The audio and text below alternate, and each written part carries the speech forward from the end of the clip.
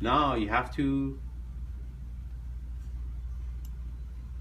so I need to generate model again. Now we're gonna take the patient's bite. When you do the bite, right? Patient is biting this way, right? You have him bite down, you put this in the patient's mouth, you pull the cheek out and place it right where the bite is, right? And then you do a zigzag motion to capture the bite. And then when you take out, got it? Mm-hmm. So then I'm gonna go with the next phase is bite, buckle. Buckle means buckle bite. Then I have the patient bite down and tell the patient, make sure your teeth are closed. I'm gonna place this together and let the patient know they don't freak out. Especially if they have a small mouth, this gets into their cheek. So have them bite down, swallow, and then keep your teeth together. I'm gonna place this between your cheeks and your teeth, and you're gonna feel a little bit of a side-to-side movement, and I'll be out within 10 seconds. Then it helps them relax. So I've already told the patient to relax. I place this in the mouth, then I turn it on when I'm in the right position. See, and then I go up, down, up. See, I lost the image, so I go back to the same spot. There you go.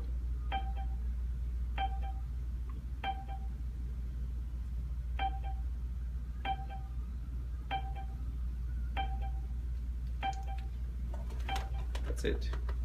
See here, I missed a little bit of the data, right? You want a little bit of the patient's gum line, but the main thing, I got my prep and I got the bite, right? So you press generate model. You need all this information, so you're capturing the prep, you're capturing the opposing, you're capturing the bite. Once you've done that,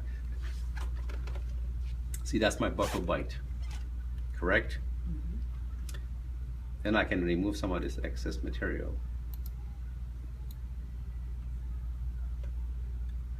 And then done, generate model. You see here, this icon is where your bite is. It's gonna mount your case for you.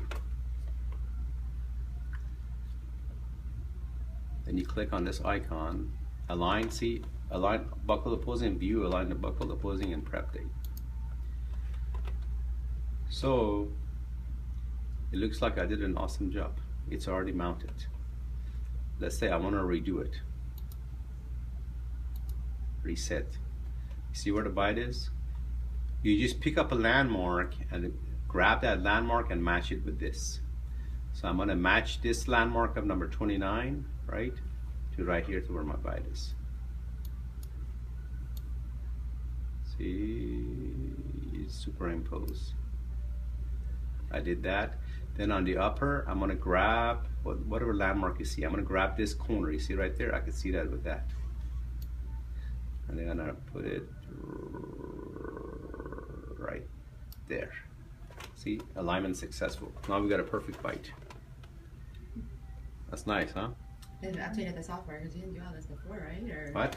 Did you have to do all this before? Yeah, that's when they do, like Stell was doing that. Mm-hmm. Okay, now when do you start milling?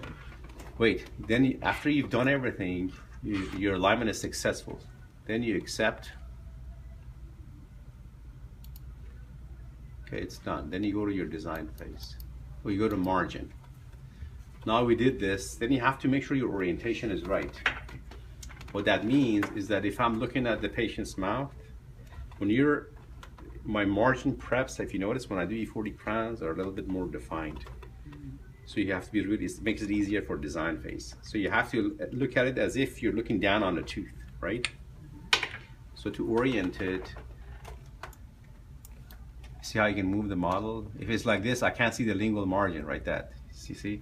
Mm-hmm. So you want to make sure as if you're looking down, you can see all the margins visible. See? That looks pretty good, right? Mm-hmm.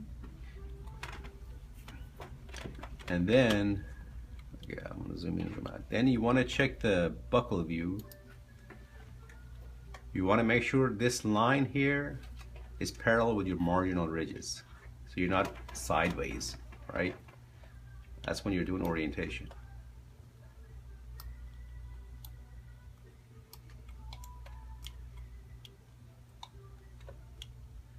See how I'm pressing this wheel down I got this lined up with my marginal ridges, then I know it's lined up properly. Parallel, you see it? That's the buccal view. Then on the distal view, I know there's a lot to learn here, but you kind of move it so you want to hide, you see the distal? Which means when I'm looking from the back of the tooth, this cusp, see this is called a cusp, this should be all lined up. This is, I'm looking at this distal cusp, right? You want to make sure this cusp basically is superimposed with the rest. So it doesn't look like that. It looks like that more, right? Yeah. See how this line is jacked up? That's my buccal view, so I'm going to make sure my buccal view is correct.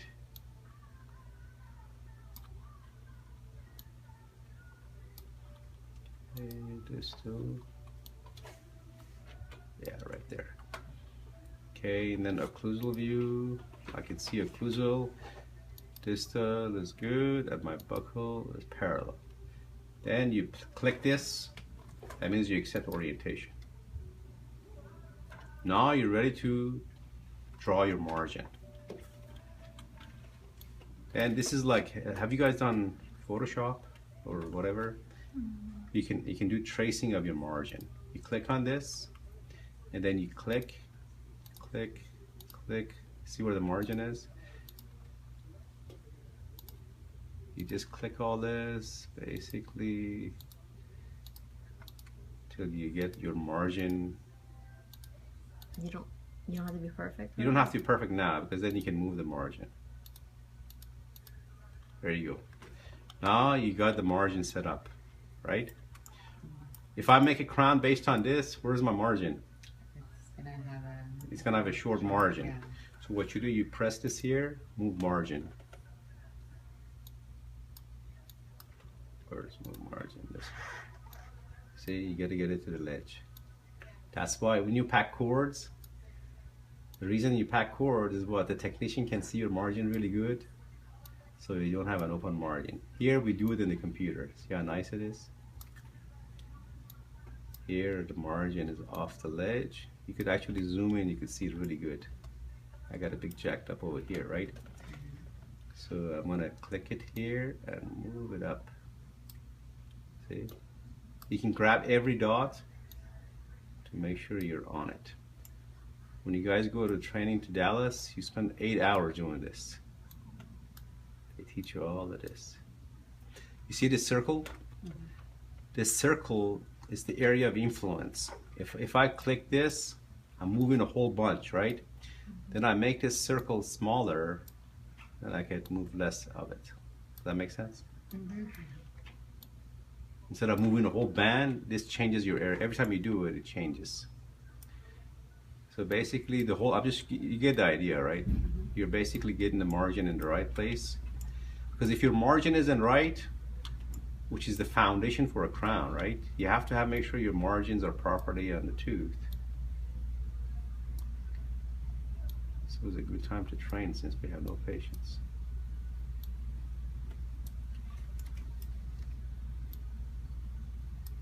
Okay, so just, and then you turn it around. See, I'm using this right click here to move it around, and you inspect your margin. This is the most crucial part of the whole E4D crown. If your margin is jacked up, no matter how good your crown looks, it doesn't seat because you have an open margin.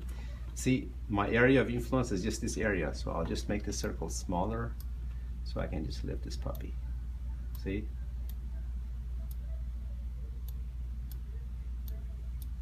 See how I can zoom in so nice? And now you see there's an eye here? You see the eye? When you click on the eye, it shows you the actual mouth view. That's how it looks in the mouth. Then you want to sure, hey, am I right? You click on this, it hides the margin. So you clicks it away. If you want to double check, if you see I'm here, I'm not on it. See how I missed it here? This takes the margin away, puts it back on. So I know I need to go back here and move this down a little bit. See? That's how you make sure your margins are right on. Got it? Then I hide it again. Is my margin here or here? See, that's when the doctor prep is very important. If my bird jaggedy, and then you're over here deciding where the hell is the margin, right? And you can switch between ice view, and you know, oh, that's my margin. So you can switch back and forth, because in this view it gives you an illusion that the margin is there, right? See this line right here? Then you can switch back to the prep view. Say, oh, there is my margin, so I'm good. But I'm not good because I'm short here. Anyway, let's pretend that we did the margin and it's perfect. See, you got to be efficient with your margin assessment. Get everything in the right spot. And for the first few times, we get you to check it first. Yeah, and then after I do this, then I call SOS. They come and they log in with the computer and they check your margins. You don't want to do any crowns in the E4D milling until you have them check your margins, check your design, and they walk you through it. See, I made a mistake here. See the little scissor here? I don't like the way it looks, but I keep making a mistake. So I click on the scissors, right? It's called add segments. Add to section. I click here. If I remember correctly, or remove section.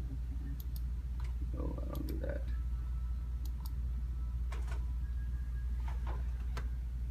Add to section or remove from section. I screwed up now. I don't remember now. Okay. Unclick this.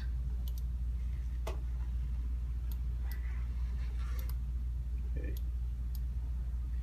I think you click that scissor, it cuts off that section you don't like. Let me see if I do it. Add to segment. Go right here. Click here and click here. There you go.